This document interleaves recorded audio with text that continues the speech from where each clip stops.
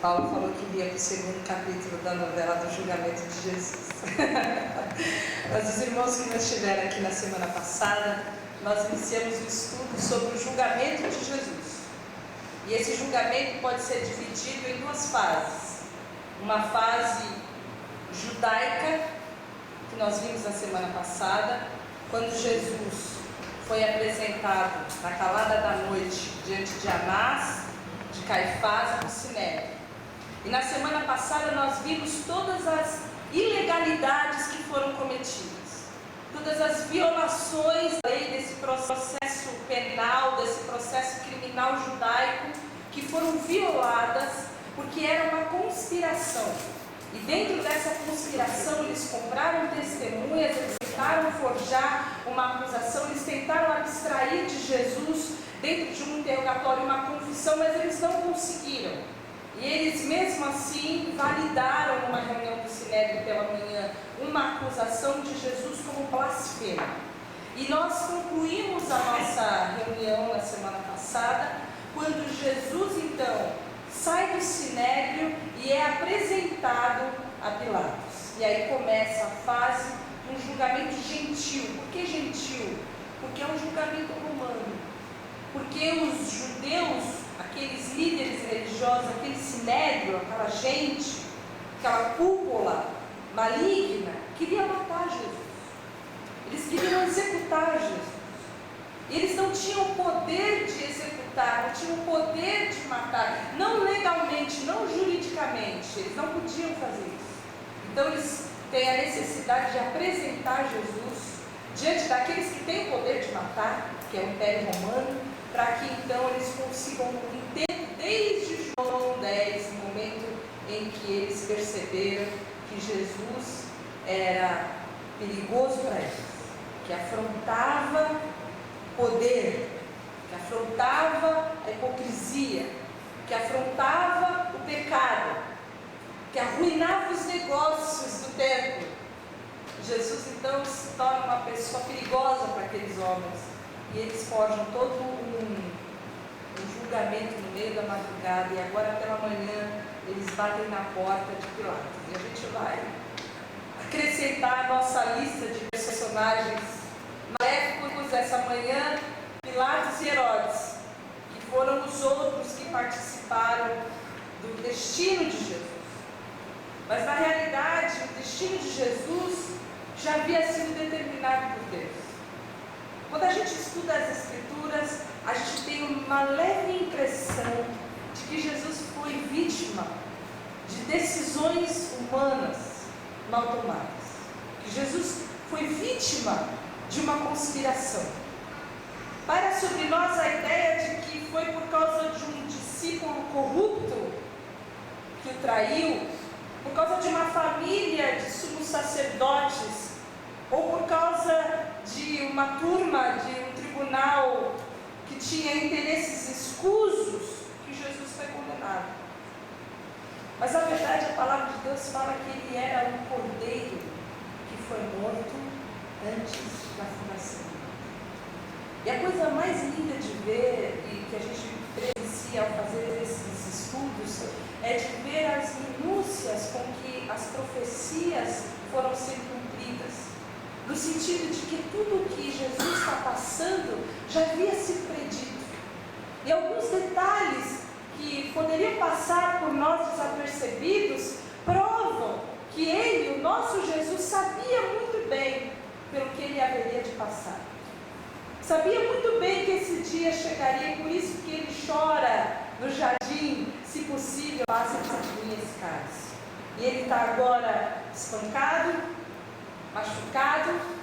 Na semana passada nós vimos que ele foi socado, ele foi cuspido, ele foi zombado, os seus olhos estão inchados, a sua boca está cortada, ele está cheio de sangue, de cuspe. Era esse o retrato que a Assembleia agora, no capítulo 23, versículo 1, leva até Pilatos. O texto diz: então toda a Assembleia levantou-se e o levou a Pilatos. E toda a Assembleia, irmãos, era todo o sinédrio. Os que estavam aqui na semana passada lembram que eles conseguiram reunir na madrugada 70 pessoas a fim de fazer esse julgamento forjado, e pela primeira vez, na primeira hora da manhã, talvez Pilatos nem tivesse tomado seu café da manhã ainda. A sua mulher ela teve pesadelos horríveis, que nós vamos falar na próxima semana. Ele é acordado pelo sinédrio. Está todo mundo lá na porta do pretório, na porta da casa dele, e eles trazem Jesus. E a intenção de que eles todos juntos, mostrando aquela unanimidade, é que eles demonstrem justiça. Quando era para um ou dois estarem se apresentando a um acusado diante de Pilatos, estão todos ali para demonstrar justiça. E de acordo com a lei judaica, estando todos unânimes, eles estavam demonstrando injustiça, porque um veredito unânime significava absolvição. E eles estão na porta de Pilatos. E isso também é uma indicação da amplitude da apostasia que havia naquele tempo. Porque esses camaradas eram a cúpula religiosa. Eles eram responsáveis pelo alimento espiritual daquela nação. Eles seriam os responsáveis para estar em contato com Deus. E estarem ministrando diante de Deus e apresentando diante de Deus o pecado do povo, espiando o pecado do povo. Eles seriam o elo, eles seriam o referencial. E eles estão ali, corrompidos, ilegais, ilegítimos, e trazem Jesus diante de Pilatos. Quem era Pilatos? Pôncio Pilatos. Ele foi prefeito da província romana da Judéia, do ano de 26 depois de Cristo até o 36, começo de 37 depois de Cristo. Ele tinha o título de cargo de prefectus, prefeito, mas ele era conhecido por todos como governador. Qual era a função dele?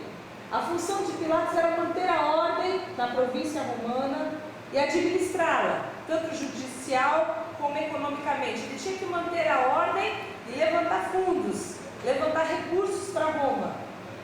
E do caráter de Pilatos, o Hendrickson coloca os historiadores Filho e José, tratando-o como alguém que era inflexível, sem compaixão e obstinado. Era alguém que castigava sem aviso prévio, e ele cometeu muitos atos de crueldade. Ele odiava os judeus, e os judeus odiavam Pilatos também. Era um ódio mútuo. Pilatos não gostava deles, usava o dinheiro do templo para pagar aqueduto. Ele colocou bandeiras romanas em Jerusalém. Ele chegou ao cúmulo de profanar o templo, fazendo entrar escudos de ouro, imagens e inscrições de divindades romanas. Ele tinha o prazer de ser odiado pelos romanos, e os romanos de fato o odiavam. Mas à luz do Evangelho, Nós já vimos em Lucas 1 um acontecimento que é tratado de uma forma muito rápida no versículo 1 de Lucas 13. E naquele mesmo tempo, estavam presentes ali alguns que lhes falavam dos galileus, cujo sangue Pilatos misturara com os seus sacrifícios.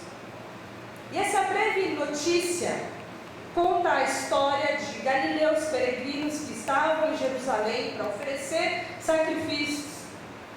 E por ordem de Pilatos, eles são executados do templo e o sangue daqueles homens se mistura ao sangue do sacrifício que estava sendo oferecido. Joséfo registra um distúrbio que a maioria dos comentaristas acredita ser o que aconteceu nesse dia. Quando Pilatos determinou construir um aqueduto que traria água de 40 quilômetros de distância para Jerusalém, ele meteu a mão no cofre do templo. Ele pegou o dinheiro do templo para financiar essa construção desse aqueduto. E por causa disso, os judeus ficaram indignados. E quando ele vem a Jerusalém, eles clamam contra esse ato. Então Pilatos determinou que alguns soldados à paisana, disfarçados, se misturassem entre alguns deles. E a um sinal, eles golpeariam e matariam parte dessa multidão que clamava contra Pilatos. Isso é um registro histórico de uma atitude de Pilatos contra os judeus. E por essa e outras razões é que ele era um sujeito odiado. E de algum modo, e talvez por causa do ódio que ele tinha dos judeus, ele começa esse julgamento com um certo senso de justiça. Ele começa esse julgamento e nós vamos até João 18, quando Lucas é conciso, a gente vai para João e ele traz para nós algumas informações. E fala sobre esse encontro de Jesus com Pilatos o seguinte nos versículos 28 a 30. Em seguida de Caifás, os judeus levaram Jesus para o pretório. Já estava amanhecendo e para evitar a contaminação cerimonial, os judeus não entraram no pretório, pois queriam participar da Páscoa. Então Pilatos saiu para falar com eles e perguntou: que acusação vocês têm contra este homem? Responderam eles: se ele não fosse criminoso, não o teríamos entregado a ti. Chegam então o sinédrio, os judeus, e levam Jesus para o pretório. E a primeira coisa que a gente percebe é que eles não entraram no pretório. E por que eles não entraram? Porque eles não podiam se contaminar. Eles eram santos. Todo judeu que pisasse na terra, no domicílio de um gentil, seria considerado impuro. E se ele fosse impuro, eles não poderiam participar da Páscoa. E era Páscoa. E a Páscoa é o ponto alto. E aquele pretório é um tipo de embaixada de Roma. É a casa de Pilatos, é a casa de um gentil. E aqueles homens, então, levaram Jesus só até a porta, porque eles não podiam entrar. Se você não tinha percebido nenhum tipo de hipocrisia até agora, eu acho que essa é a coisa mais flagrante e mais nojenta que esses judeus podem praticar num momento como esse. Eles tinham acabado de violar todas as leis judaicas. Eles tinham forjado um julgamento. Eles tinham comprado testemunhas. Eles tinham condenado o Filho de Deus à morte. Eles estão tão contaminados, eles estão tão corruptos, mas o pé deles não pode pisar numa terra gentia, porque senão eles estariam exteriormente contaminados. Eles estariam contaminados cerimonialmente. A contaminação moral já não fazia parte da preocupação daqueles homens. E esse é o pior problema. Essa é a feiura, essa é a superficialidade do legalismo religioso, até os dias de hoje. onde você não precisa se preocupar com o que vai por dentro, basta que a imagem seja uma imagem bonita, de santo, de justificado, de cerimonialmente puro. Você não precisa se preocupar com o interior do corpo, basta que você pratique as obras, que você faça parte dos ritos, que você compareça às cerimônias. E se você fizer isso, você é cerimonialmente puro. Você tem uma aparência de religioso. E era isso que Jesus combatia o tempo todo nesses homens. Essa imagem desvirtuada da verdade do coração. Por isso que ele falava que eles eram corpos limpos por fora, que eram sepulcros caiados, bonitos, pintados, arrumados, mas por dentro eram ossos secos, podres. E eles não entraram. Eles tinham que participar da Páscoa. Era domingo, era ceia, era dia do Senhor. Havia essa hipocrisia no coração dos homens. E aí Pilatos começa o interrogatório de uma forma legítima. E ele começa perguntando qual é a acusação que trazem contra Jesus. O versículo que lemos, Pilatos pergunta: qual é a acusação que vocês têm contra este homem? Ele não fala, vamos, é cedo, é Páscoa, é festa de vocês, vamos adiantar, o que é que vocês estão condenando ele do quê?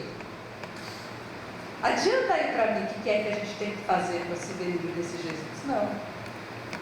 Ele começa de uma maneira legítima e pergunta qual é a acusação que vocês têm contra esse homem. E vocês se lembram qual era a acusação que eles tinham contra Jesus? Era de blasfêmia. E vocês acham que ia colar ele chegar diante de Pilatos e falar: olha, ele é blasfemo?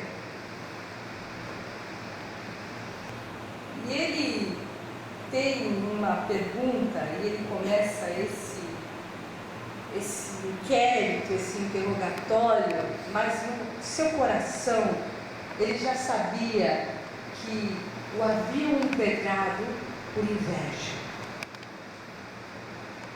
Mateus 27, 18 diz que Pilatos sabia que haviam entregado Jesus por inveja. Pilatos sabia porque Jesus estava diante dele naquela manhã de Páscoa. E a inveja, na definição da palavra grega, é o ciúme do sucesso do outro com a intenção de trazer para baixo. Fica feio, né? Falar assim. Você quer derrotar, você quer destruir. E era nesse sentido, e era esse o coração que eles tinham com relação a Jesus.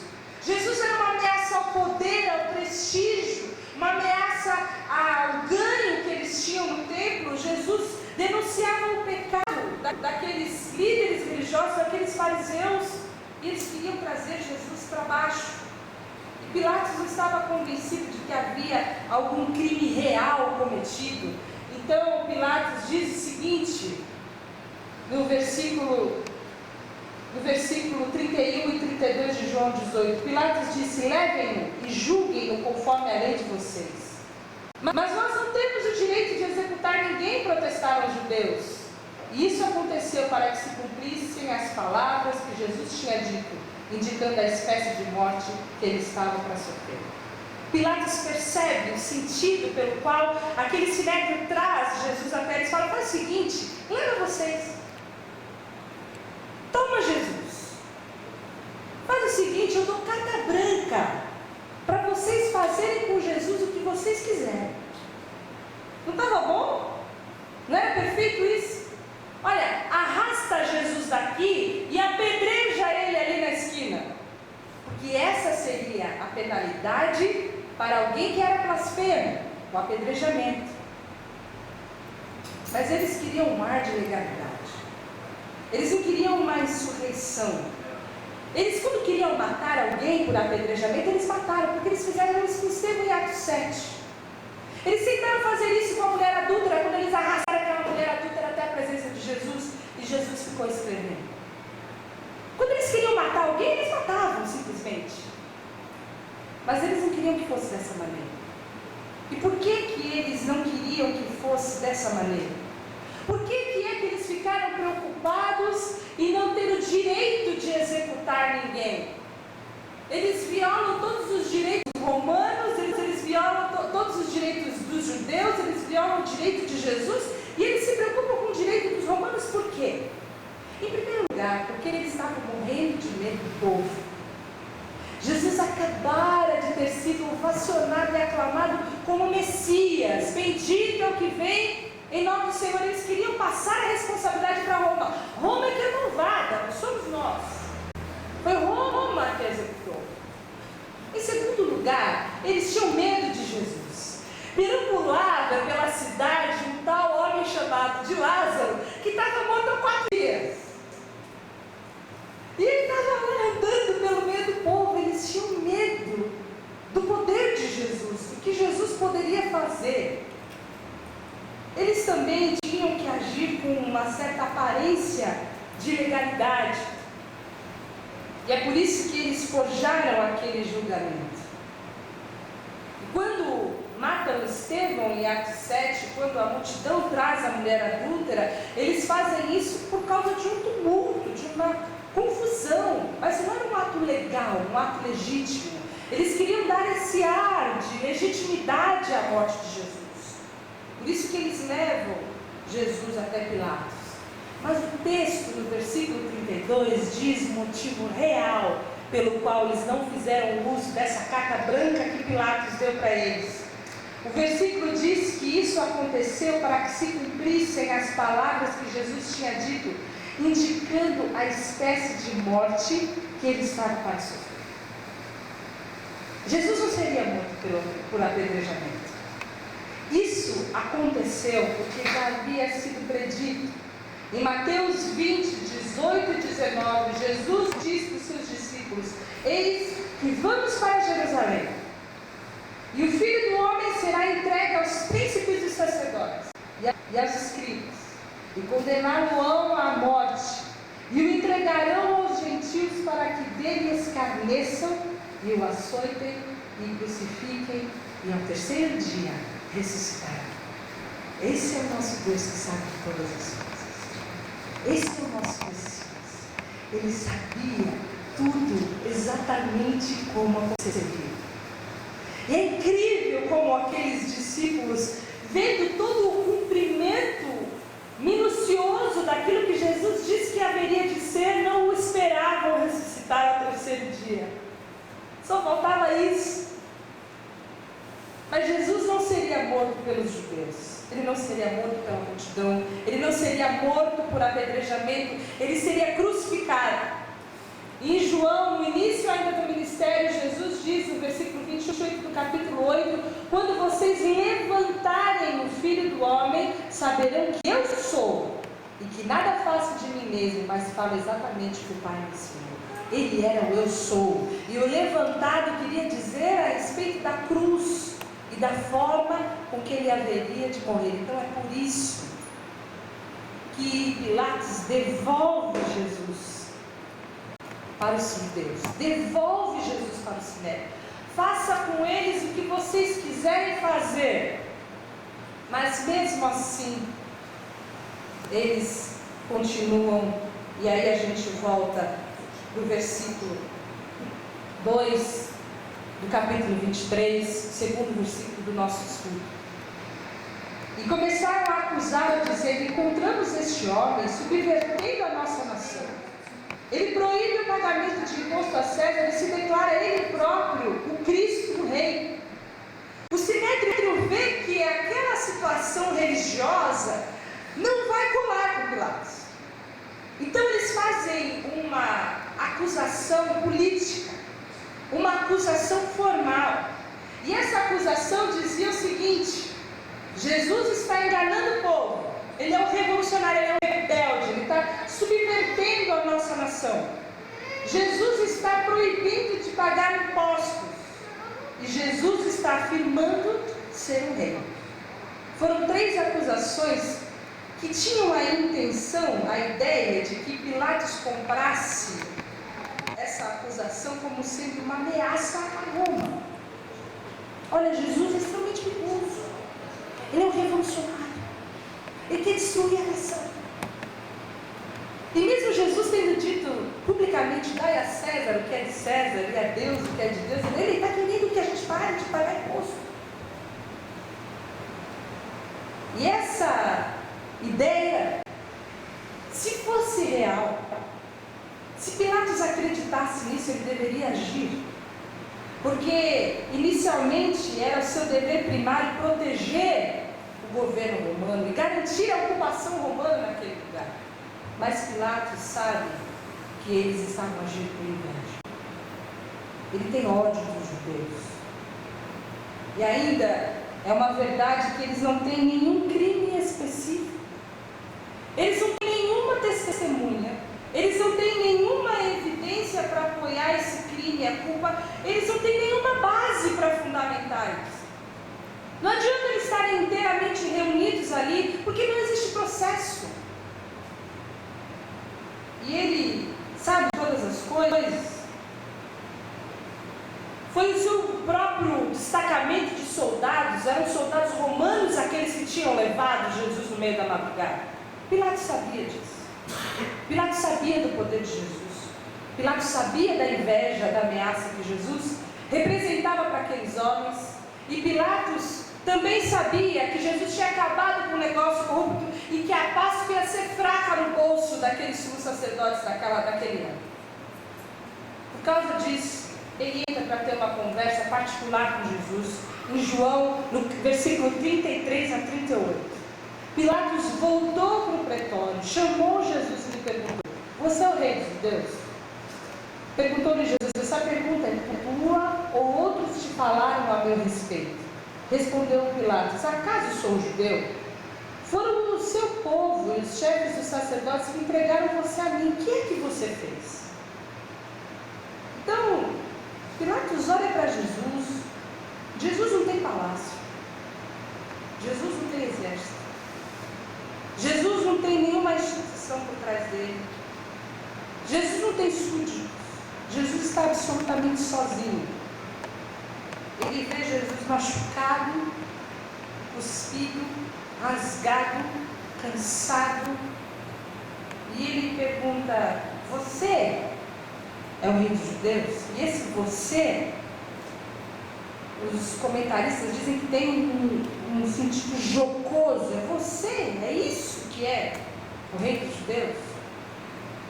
O que você tem feito?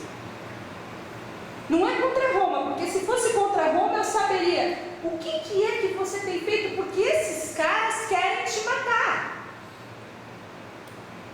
Eu devolvi você para eles, mas eles não te querem, porque eles querem a tua execução. O que é que você está fazendo? O que é que está acontecendo? É o teu povo, são os líderes, são os sacerdotes que estão te entregando. E é por isso que, de uma maneira humana, dentro do ponto de vista humano, Jesus não foi morto pelos romanos, mas ele foi morto por causa da perseguição implacável daqueles líderes religiosos. Ele foi morto por causa dessa rejeição agressiva. Ele foi morto porque ele veio para os que eram seus, mas os seus não o receberam. Nesse momento, Jesus responde o seguinte: meu reino não é desse mundo. Se fosse, os meus servos lutariam para impedir que os judeus me prendessem. E vocês sabem que servos eram esses? Eram aquelas 12 legiões que ele falou que ele chamaria. Imagina essa briga. Mas agora o meu reino não é daqui. Então você é rei, disse Pilatos. Respondeu Jesus respondeu, tu dizes que sou rei. De fato, por esta razão nasci, e para isso vim ao mundo, para testemunhar da verdade. Todos os que são da verdade me ouvem. Que é a verdade? Perguntou Pilatos. Ele disse isso e saiu novamente para onde estavam os judeus e disse: não acho nele motivo algum de acusação. Dentro dessa conversa particular que Jesus teve com eles, Jesus fala que que não é desse mundo. Jesus não é uma ameaça para aquele governo romano. Não há nenhum tipo de embasamento para aquela acusação. E Pilatos vai novamente até a porta do pretório. E nós voltamos para Lucas 23. Disse Pilatos aos principais sacerdotes e à multidão: não acho culpa alguma nesse jovem.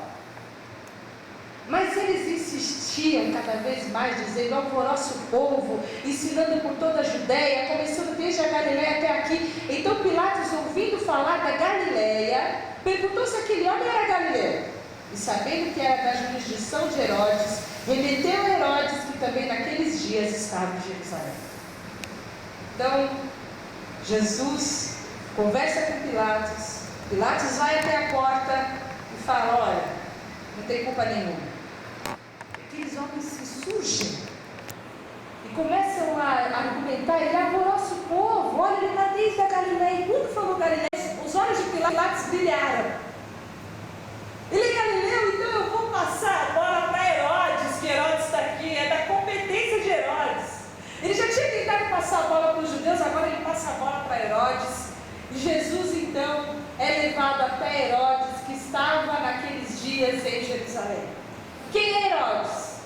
Desculpa, o primeiro veredicto então de Jesus, o veredicto trazido por Pilatos é: não acho culpa alguma deste homem.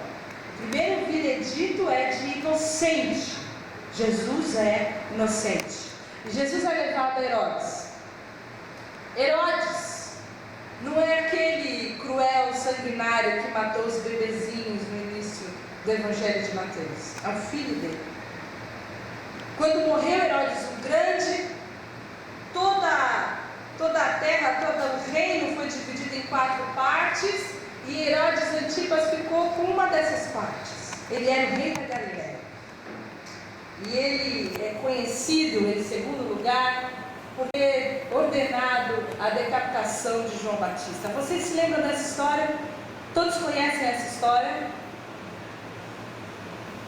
João Batista denunciou o pecado de Herodes Antipas. Herodes Antipas cresceu o olho na mulher do irmão dele, que era Herodes Felipe, passou a mão na mulher do irmão dele, era adultério, ele veio e denunciou. A Herodias ficou louca da vida, mandou prender João Batista, mas dentro do coração dela, ela queria acabar com a festa de João Batista. E aí numa festa de aniversário de Herodes Antipas, todo mundo enche a lata, aquela festa bonita romana que a gente vê aquela orgia, aquela loucura. E vem essa filha de Herodias, que é vulgarmente conhecida como Salomé, e faz uma dancinha. E essa dancinha mexeu com a cabeça de Herodes de um jeito que ele falou o seguinte: olha, eu te dou até a metade do meu reino. Dancinha boa essa, né? O que você pedir, eu te dou. E aí Herodias fala: você vai lá e você vai pedir a cabeça de João Batista. E o texto de Marcos diz que esse Herodes considerava João Batista como alguém justo. Ele sabia que ele era santo, ele temia, ele ouvia de coração aberto, ele guardava João Batista com segurança. E agora ele se vê numa situação terrível, porque ele tinha feito uma promessa na frente de um monte de gente, e ele é obrigado então a determinar a decapitação de João Batista. E dentro dessas informações, a gente tem uma mistura estranha de qualidades desse Herodes. A gente pode aferir sobre o caráter dele que ele era arrogante, ele era espiritualmente curioso, ele era moralmente fraco, ele era facilmente seduzido e ele era propenso a fazer declarações precipitadas. Esse era Herodes Antipas. Mas tem uma coisa ainda mais curiosa a respeito disso. Ele foi o único homem com quem Jesus sempre se recusou a falar. Jesus sempre se recusou a falar com ele. Isso é estranho, porque se você pensar, nós estamos caminhando pelo Evangelho, estamos vendo Jesus que era amigo dos pecadores. Jesus que permitia que uma prostituta chorasse aos seus pés. Jesus que um mendigo cego, no lamento, clama por misericórdia, ele para a sua viagem a fim de curá-lo.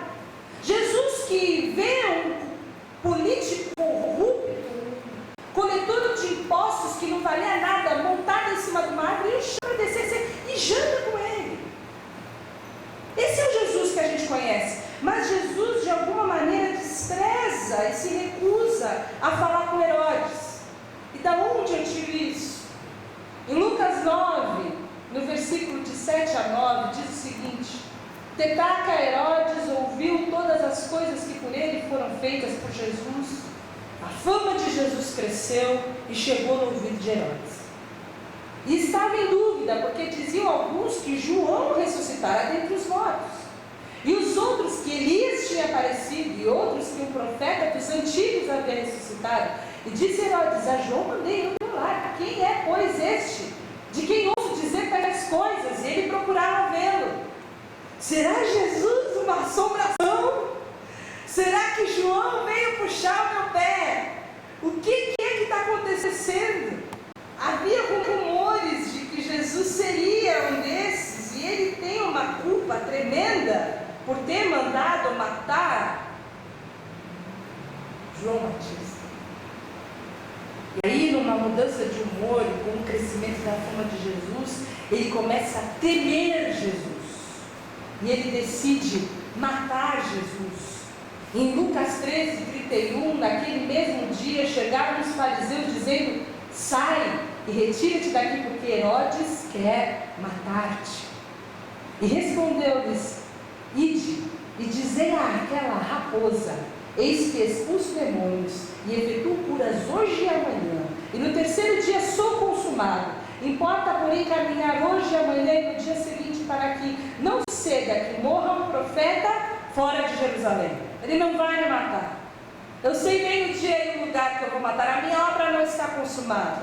Olha, vai dizer para aquela raposa. E você não vê Jesus fazendo isso muitas vezes, né? E pode ser que você ache bonitinho Jesus chamá-lo de raposa, porque a raposa é sorrateira, a raposa é destrutiva, a raposa tem astúcia, a raposa é rápida, mas não era isso que significava naquela época. Se você queria falar que alguém tinha um poder de destruição e alguém era poderoso, você chamava de leão, você não chamava de raposa. A raposa tinha um ar de insignificância. Vai dizer para aquele rato, vai dizer para aquele verme, vai dizer para aquele sujeito que ele não vai interromper a minha obra, porque o profeta não vai morrer fora de Jerusalém. Havia então um antagonismo quanto à figura de Herodes, claramente, abertamente manifesta Jesus. E aí Jesus se encontra com esse sujeito. Viu como é bom a gente saber quem era, para a gente poder entender esse encontro.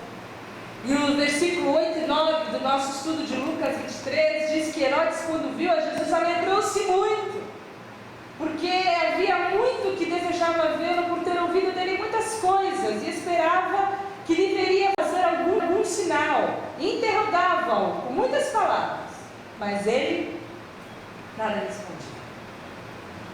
Então Herodes começa a querer brincar com o poder de Jesus.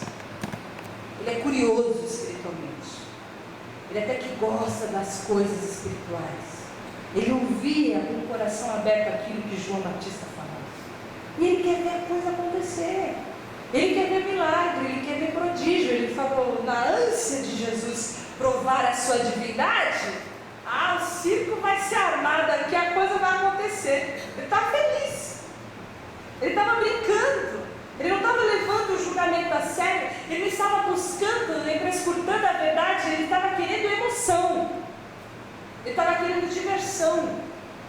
E ele deixou de conhecer a Deus, ele deixou de ouvir o Deus encarnado, porque a palavra diz que Jesus nada lhe respondia.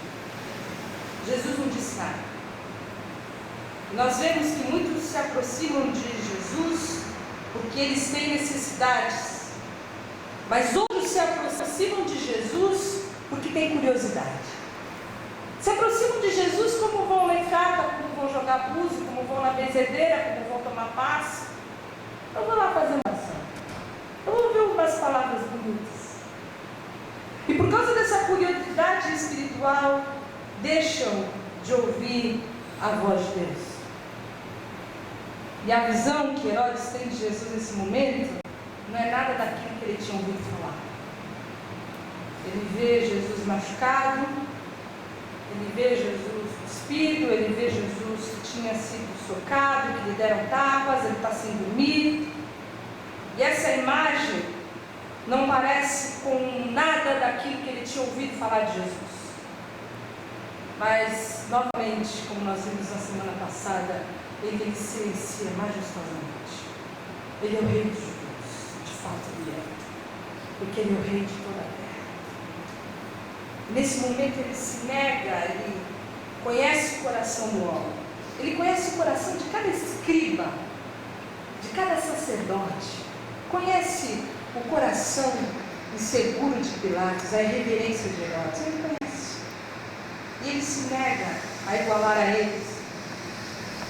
Em Provérbios 26, versículo 4 diz: não responda ao insensato com igual insensatez, do contrário você se igualará a ele. Jesus se nega a se igualar àquele Herodes insensato, e a palavra já havia predito que ele iria para esse momento como uma ovelha muda diante dos seus tosqueadores, ele não abriria a sua boca, e de fato nesse momento ele não abriu. E o que aconteceu? Os príncipes dos sacerdotes, os escribas, estavam ali acusando veementemente, e Herodes com seus soldados desprezou, escarnecendo dele, vestiu de uma roupa resplandecente e tornou a enviá-lo. Ele começou a zombar de Jesus, ele colocou os seus soldados para escarnecer de Jesus, ele colocou uma roupa de rei em Jesus. Agora, naquela madrugada já tinham batido em Jesus e perguntaram: quem te bateu? Tinham vendado os olhos de Jesus. Eles estavam brincando com o Rei dos Reis e o Senhor dos Senhores. Estavam brincando com o velho. Estavam zombando daquele que era, que é e haverá de vir. E eles não tinham noção que eles estavam traçando o seu próprio destino e não de Jesus. Naquele momento, ele devolve Jesus para Pilatos e vem o segundo veredito: inocente. Lucas 23:15 diz: eis que não tem feito coisa alguma digna de morte. E somente em Lucas é registrada essa passagem, esse encontro de Jesus com Herodes. Mas ele é muito importante por alguns motivos. Em primeiro lugar, do ponto de vista de Pilatos, ele mandou Jesus para que Herodes confirmasse o veredito. Era importante para Pilatos que Herodes confirmasse o veredito de inocente. Do ponto de vista de Cristo, o mesmo veredito confirma a inocência de Jesus. Porque se vocês se lembrarem, a culpa da inocência de alguém deve ser confirmada pela boca de duas testemunhas, ou a culpa ou a inocência. A partir daquele momento entre o julgamento e a execução, duas testemunhas afirmando a inocência de Jesus, Jesus deveria ser absolvido, mas ele não foi. Mas existe mais um motivo. Do ponto de vista de Deus, o veredito de Herodes era necessário para que se cumprissem mais algumas profecias. E em Salmos 2:2 diz: os reis da terra tomam posição e os governantes conspiram unidos contra o Senhor e contra o seu ungido. Em Atos 4:25-27 fala desse cumprimento, quando diz o seguinte: tu falaste pelo Espírito Santo por boca de teu servo, nosso pai Davi. Porque se enfurecem as nações e os povos conspiram em vão, os reis da terra se levantam e os governantes se reúnem contra o Senhor e contra o seu ungido. De fato, Herodes e Pôncio Pilatos reuniram-se com os gentios e com os povos de Israel nessa cidade para conspirar contra o teu santo servo Jesus, a quem ungiste. Havia necessidade do cumprimento da profecia. Desde a alta cúpula judaica até a alta cúpula romana, todos junto com a cidade estavam conspirando para que Jesus Cristo, inocente, com dois vereditos unânimes de inocência, fosse executado. E essa pode parecer uma injustiça, pode parecer aos olhos humanos que isso foi injusto. Como que Jesus, sem acusação, foi julgado pelos judeus. Como que sem acusação eles arrastam Jesus até os líderes do governo romano, que têm a obrigação de começar o processo do zero, e ele, com 2 vereditos de inocência, é julgado e condenado mesmo assim? Como que isso poderia acontecer? Mas do ponto de vista divino, irmãos, Jesus era representante do meu e do seu pecado. Do ponto de vista divino, ele era o meu e o seu substituto. E se havia inocência em Jesus, não há nenhuma, irmãos. Jesus seria punido por causa do meu e do seu pecado. Aquele que não conheceu o pecado, o fez pecado por nós, para que nele fôssemos feitos justiça de Deus. O pecado que nos traz a paz estava sobre ele. E por causa daquelas pisaduras é que hoje nós somos sarados. Havia a substituição. Deus imputou em Cristo e imputaria naquela cruz os nossos pecados, para que nós recebêssemos a justiça de Deus nas nossas vidas. Jesus haveria de pagar e sofrer a penalidade do pecado, e pagou o preço do pecado, e o preço do pecado foi alto, porque foi preço de sangue, foi a morte na cruz do Calvário. O preço do nosso perdão é zero, é nenhum, nosso perdão é de graça, mas sofreu Jesus na cruz para pagar o preço do pecado.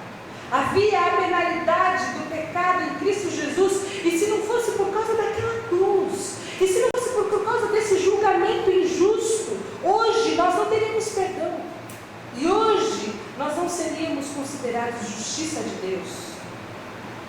E é por isso que nós entendemos, se Jesus não passasse por tudo isso, e se ele não fosse morto, nós não poderíamos ser filhos, nós não poderíamos ser adotados.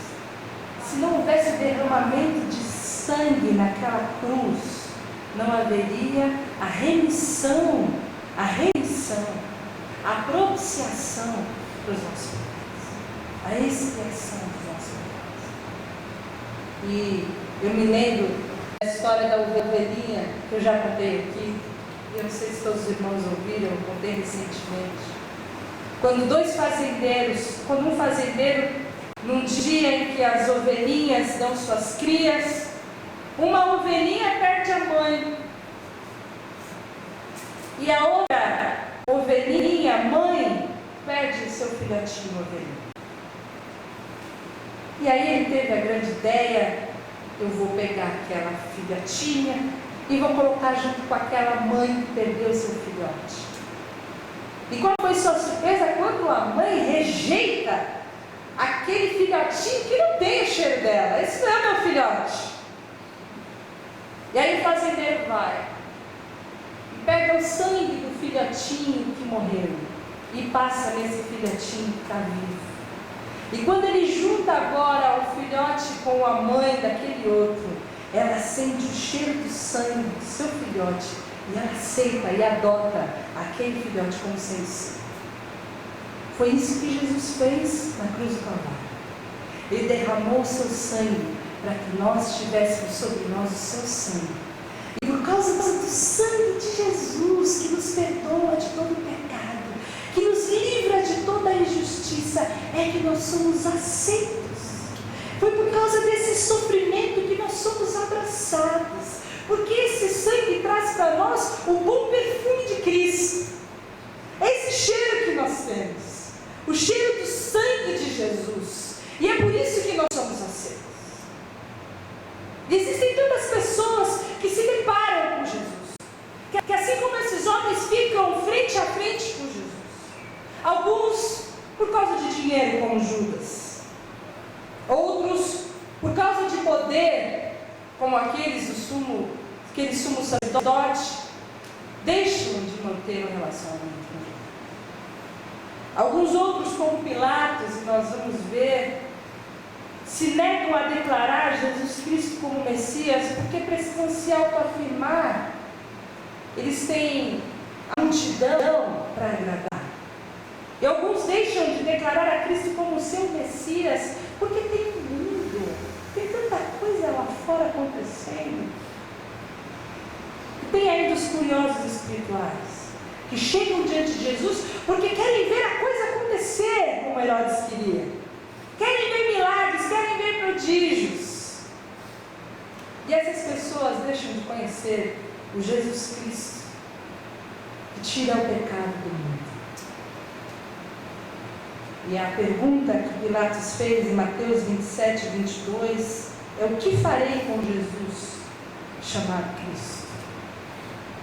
Essa é a questão que a humanidade responde até os dias de hoje. Nós podemos declarar como o Senhor, o Rei dos Reis, o meu Senhor, o meu Salvador. E aí eu tenho um destino.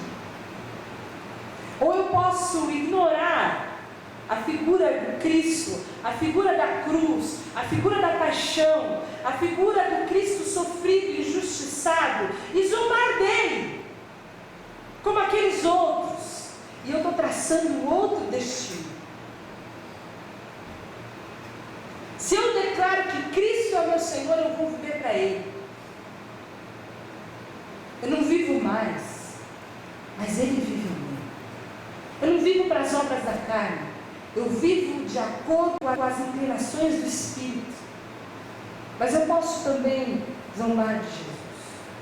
A verdade é que esse julgamento que eu faço de Jesus, se Ele é o meu rei ou não, em nada afeta Jesus. Porque se aqueles homens pensaram que eles estavam afetando e julgando e traçando o destino de Jesus, eles não estavam. Ele é o Senhor. Ele falou: eu tenho poder para dar a minha vida e pegar ela de volta. Ele era o Todo-Poderoso, Ele é o Todo-Poderoso para sempre.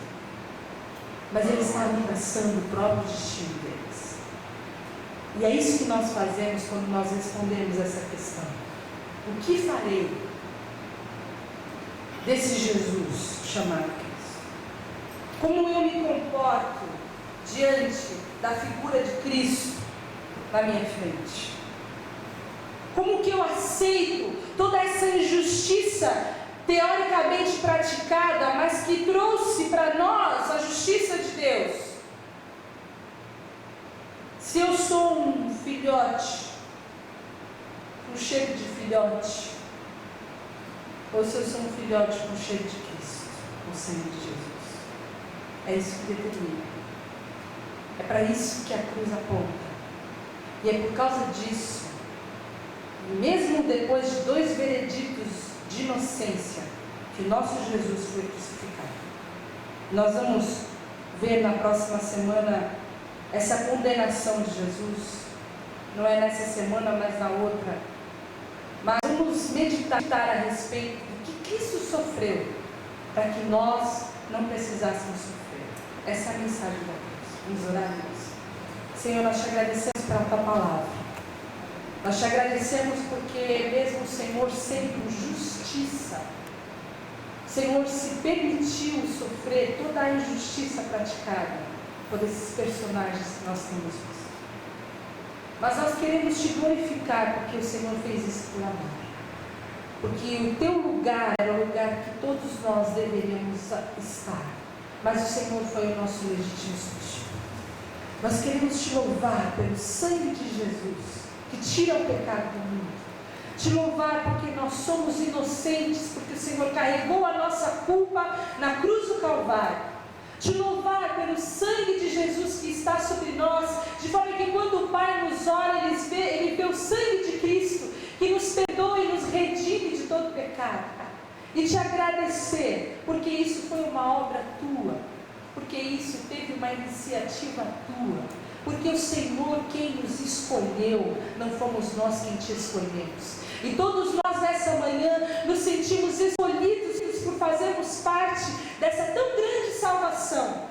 E te agradecemos, Senhor, porque nós não somos merecedores desse amor, nós não somos merecedores desse favor, nós não somos merecedores da tua graça, da tua justiça,